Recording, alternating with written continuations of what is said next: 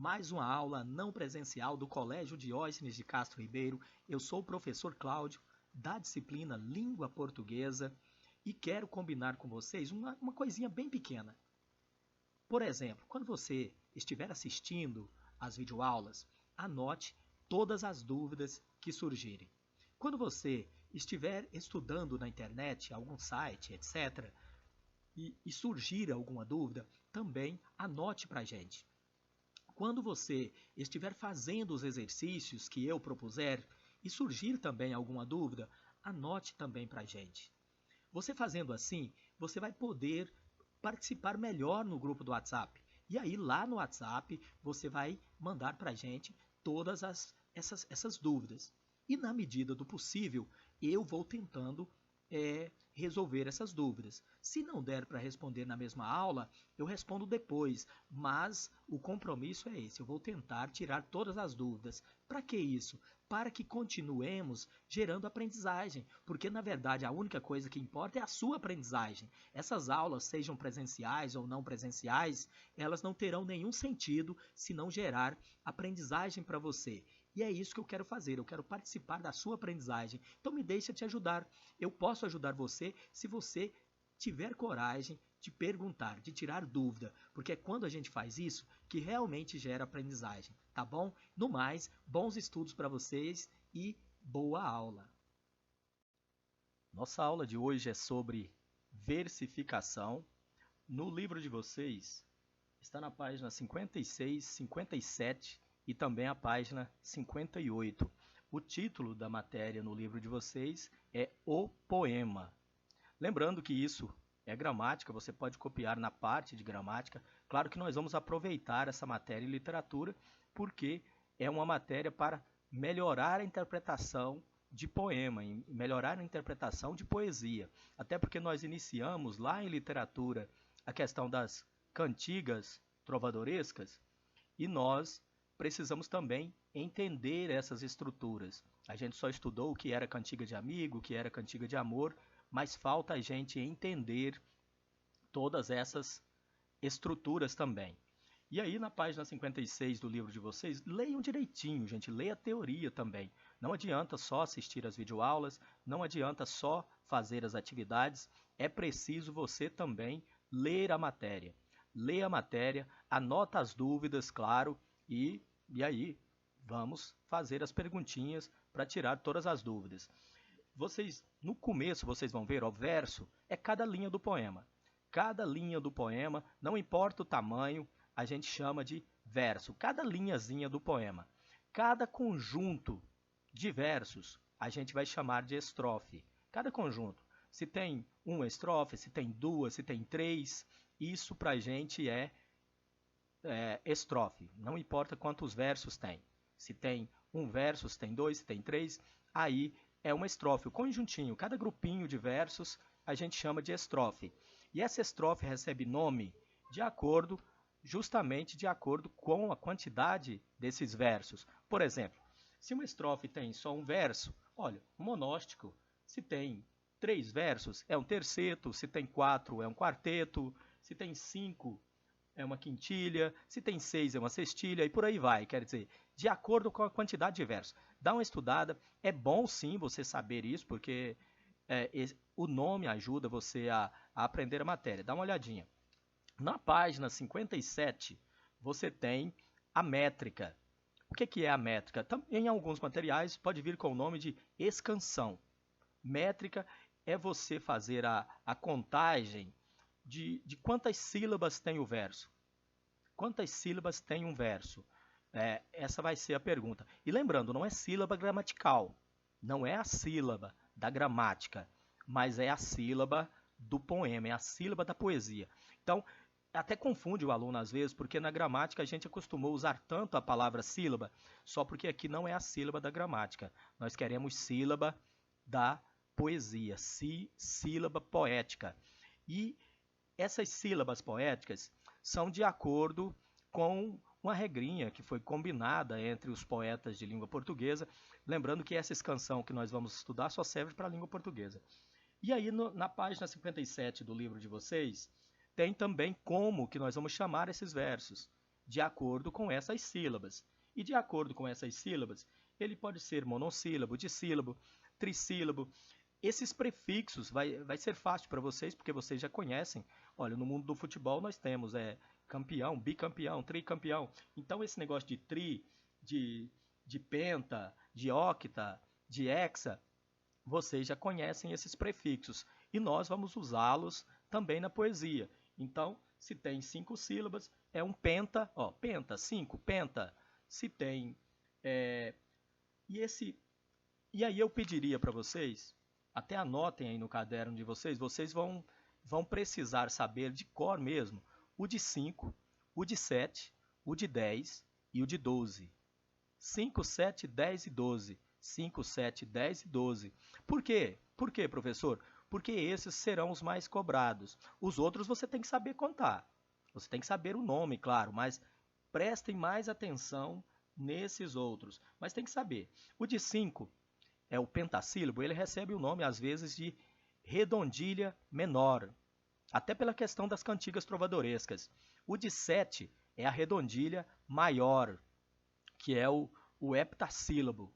E o de 10 é muito importante também, que é uma medida clássica, é o decassílabo. E o de 12, ele é muito importante porque foi criado pelo imperador Alexandre o Grande, e Alexandre, ele em vez de escrever com 10 sílabas, ele fazia versos com 12 sílabas. E aí é o dodecassílabo, ou também você pode chamar de alexandrino. Então, de 5, redondilha menor, de 7, redondilha maior, de 10, que é o decassílabo, e o de 12, que é o alexandrino. Mas pode chamar, Cláudio, pode chamar o de 5 de pentassílabo? Pode chamar de pentassílabo tranquilo.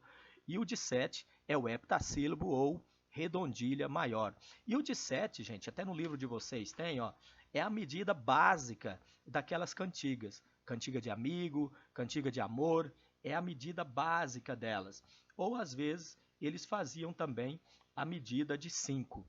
Então é por isso que essas medidas, inclusive é chamada de medida velha. A medida velha é a redondilha maior e a menor, quer dizer, o de 7 e o de 5 é uma medida velha, porque é uma medida medieval. Na Idade Média, usava muito a medida de 5 e a medida de 7. Aqui no Brasil, a gente popularizou bastante a medida de 5 e de 7 nessas cantigas de roda mesmo.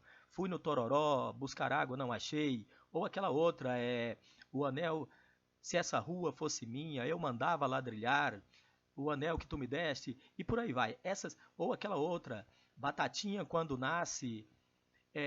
Todas essas cantigas de roda, cantigas lá do mundo infantil, elas também eram de 7 e de 5, porque no século XVI, quando o Brasil começou a ser colônia de Portugal, a gente trouxe toda essa tradição medieval aqui para o Brasil e popularizou por aqui. Só que popularizou nas cantiguinhas de roda.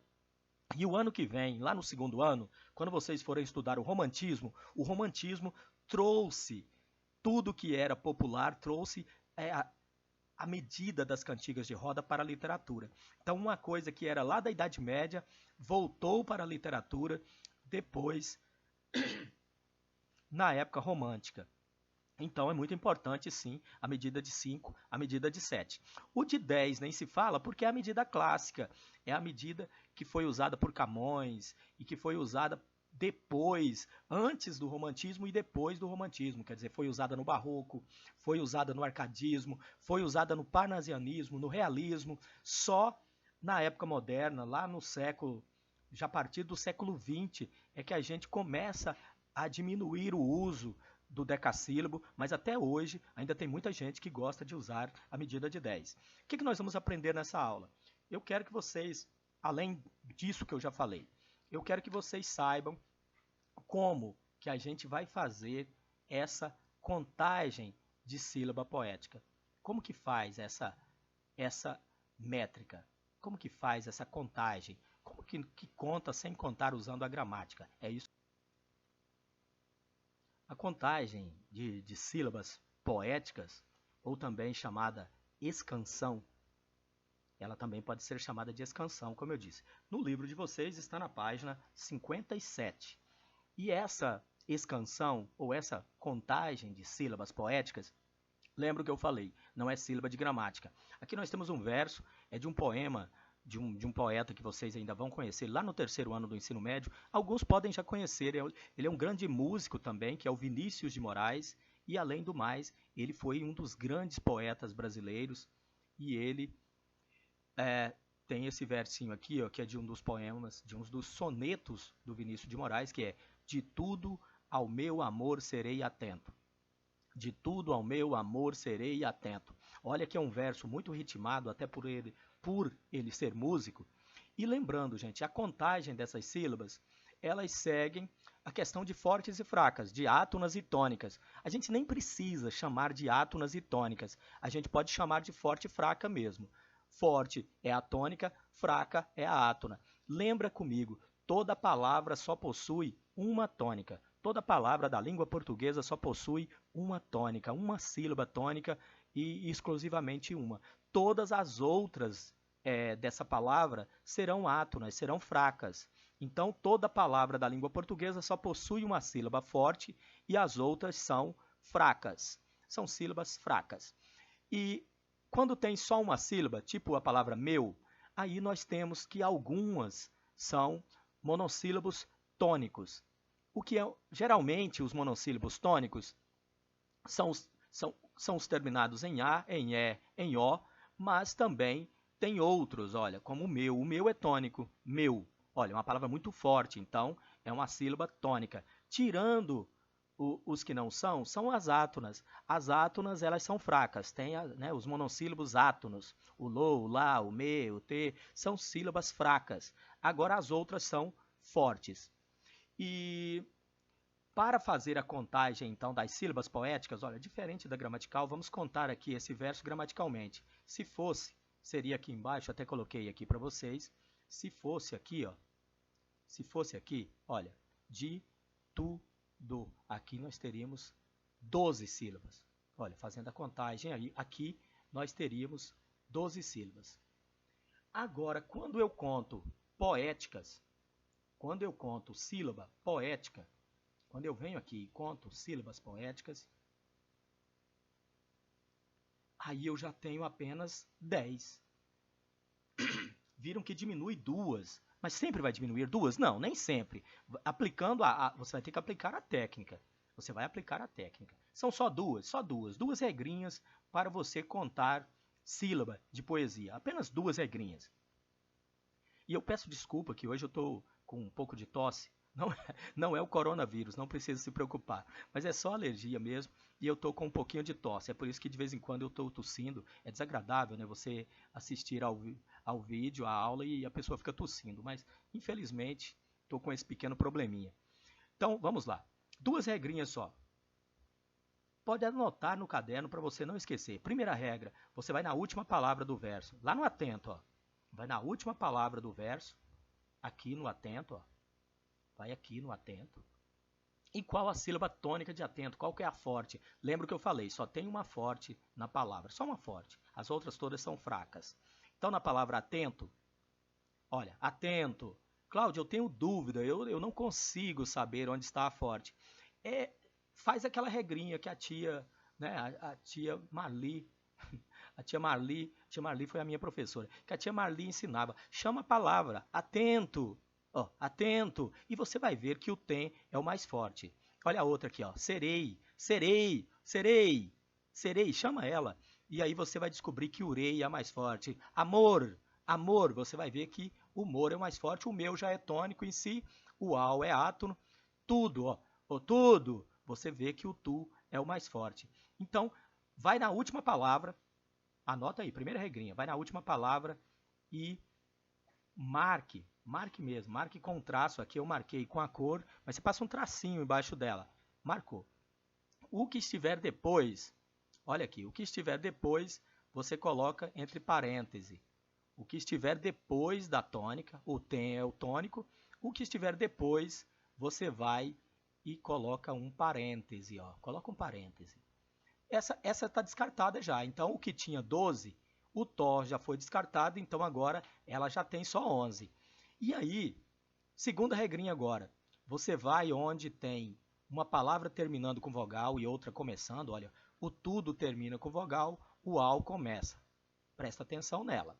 O meu termina com vogal e o amor também começa com vogal. O rei termina com vogal e o atento começa com vogal. Aí nós vamos, dependendo do caso, nós vamos juntar vogal com vogal. A regra básica é essa. Então a primeira você vai na última palavra. Na primeira você vai na última palavra, primeira regrinha, e marca a tônica. Descarta o que tiver depois dela. Se não tiver nada depois, não tem nada para descartar. Descarta, não vai contar, não conta, só conta na gramática, na poesia não conta. E aí você vai na segunda regrinha agora e olha vogal com vogal. Cláudio, quando que vai juntar e quando que não vai juntar? Tem aluno que escuta isso e ele já junta tudo. Tudo que tiver começando e terminando com vogal, ele junta. Não vai juntar sempre. Você só vai juntar quando for fraco com fraco. Olha, a forte é o tu, o dó é fraco e o au é fraco. Fraco com fraco, você junta. Aí você passa um tracinho assim, ó. Passa um tracinho assim, como eu passei aqui em azul, para você não esquecer na hora da contagem. Passa um tracinho assim, ó, é muito importante. Nessa outra, ó, é forte com fraco, não junta. É forte com fraco, não junta. Então, nós só vamos juntar essa. Fazendo, e passa as barrinhas depois, ó. Depois de cada sílaba, ó. Depois do di, uma barrinha. Depois do tu, uma barrinha. O dó e o au juntou, então não, só passa a barrinha depois do au. Ó. Passa a barrinha.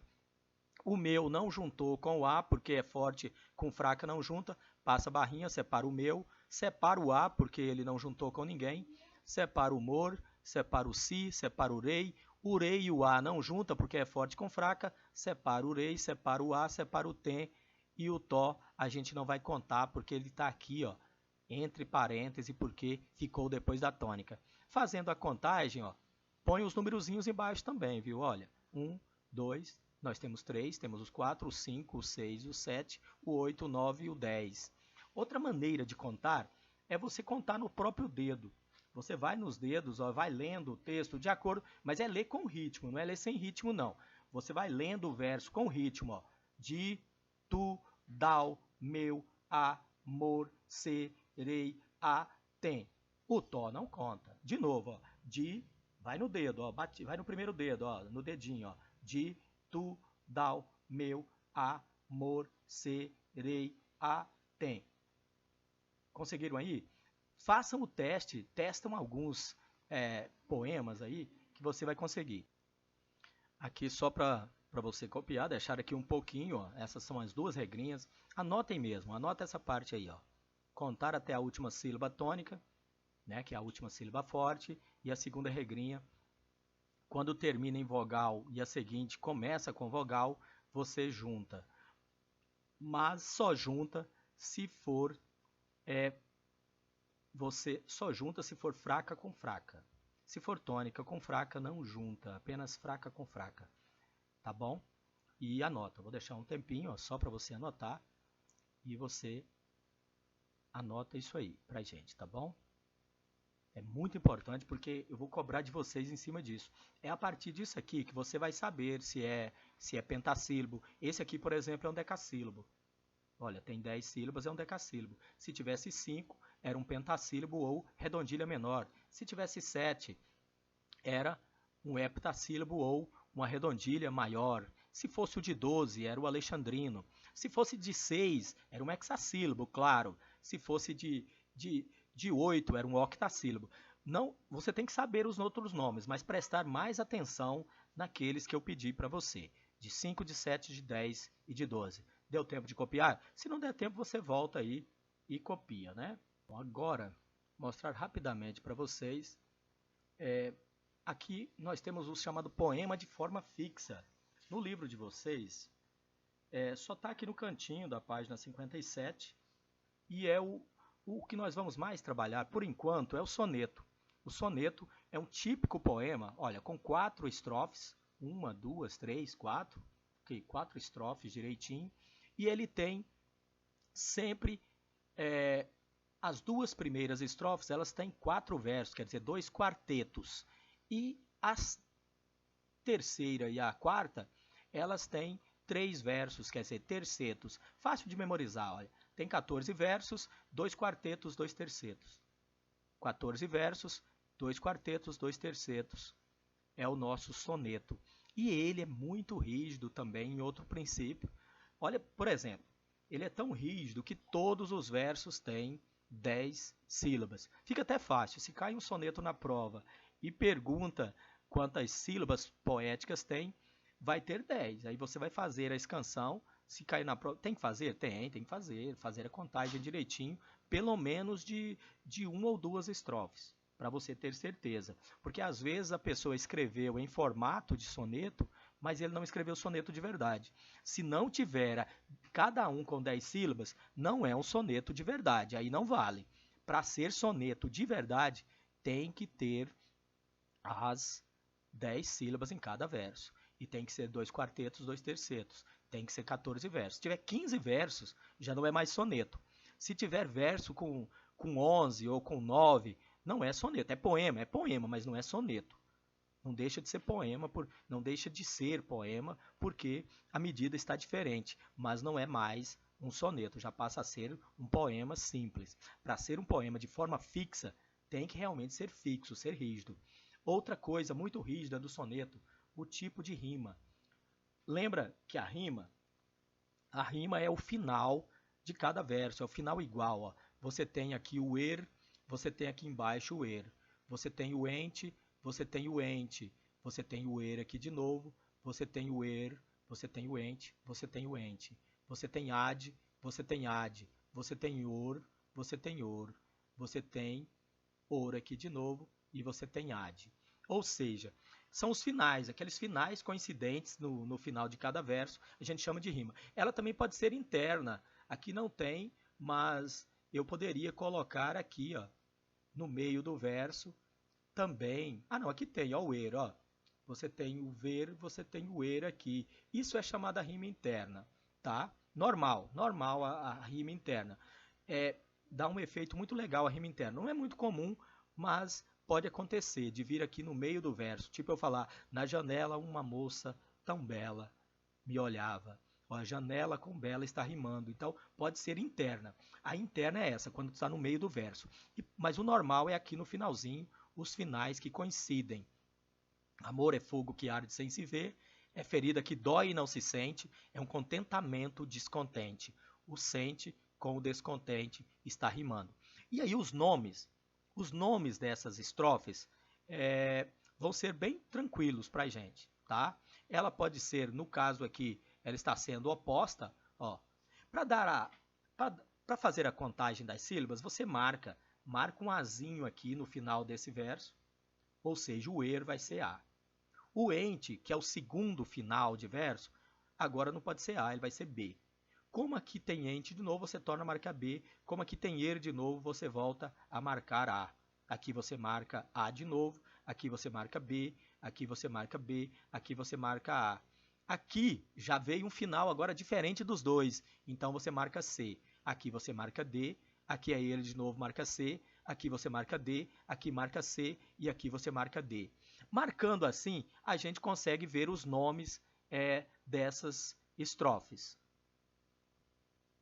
Bom, para entender melhor aqui as rimas, olha só, nós temos então de acordo com a estrofe. E aí daquele jeito, ó, a primeira, o tem você coloca A, o nenhuma você coloca B, o nem você coloca A e o espuma você coloca B. Ou seja, você vai numerando eles, colocando letras para marcá-los, não é numerando, mas marcando com letras de acordo com a identidade. Se aparecesse um final diferente aqui agora, a gente colocaria C.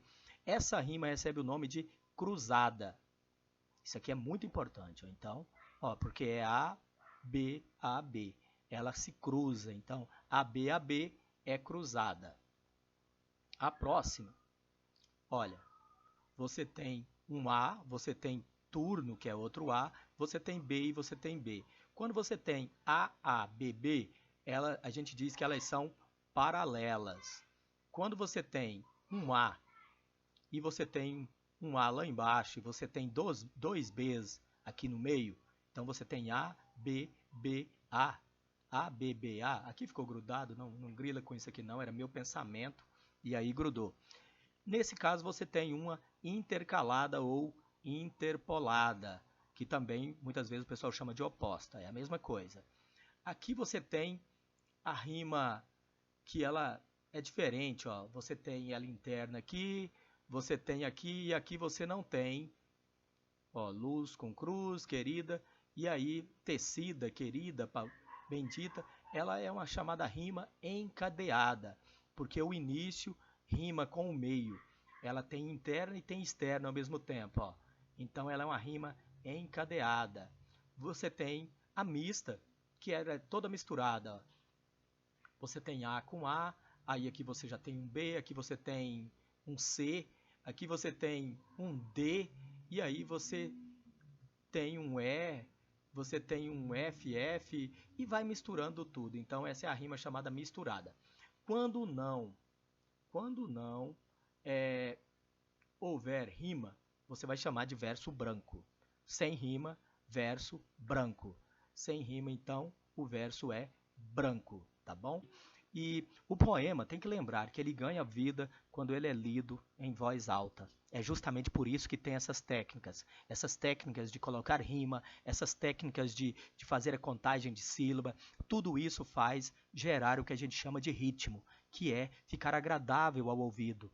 É esse jogo de fracas e fortes, esse jogo de tônica e de átona faz o poema ficar musical. E aí vocês lembram que a poesia tem sua raiz na música. As primeiras poesias eram para ser cantadas, que na verdade eram umas cantigas trovadorescas. E de lá para cá é que a gente separou as duas e agora a gente tenta fazer, né, poesias para serem lidas, mas ainda é importante que elas sejam lidas em voz alta. Essa foi a nossa aula. Espero que você tenha aproveitado da melhor maneira possível esse material e nosso combinado. Todas as dúvidas você vai enviar para mim lá no grupo do WhatsApp. Se não tiver nenhuma dúvida, muito melhor, é claro. Mas se tiver, não tenha vergonha, nenhuma dúvida é pequena, manda para a gente lá no grupo, tá bom? Bom estudo para você e até a próxima aula.